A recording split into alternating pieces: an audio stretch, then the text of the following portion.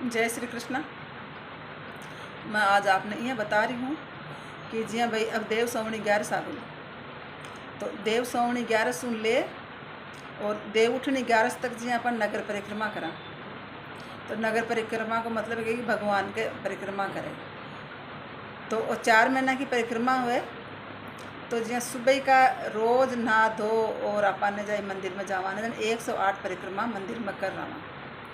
सुबह को मतलब ये है कि भाई सुबह ही नहीं, दिन के मान भाई कद भी आपा ने जब भी फुर्सत मिले ना, जदि आपा 108 परिक्रमा मंदिर के मान करे वहाँ तो 4 महीना तक नगर परिक्रमा हुआ करे। जी के मान ठाकुर जी को मंदिर हुए, भाई जोड़ा को हुए, चाहे सीताराम जी को हो, राधा कृष्ण को हो, पर जोड़ा को मंदिर हुए ठाकुर जी को, जी के मायने जा एरिया परिक्रमा करा करे, 108 परिक्रमा करे और 4 महीना देव सौवणी ले और देव उठनी 11 तक चौमासा की एक नगर परिक्रमा करा करे। जय श्री कृष्ण।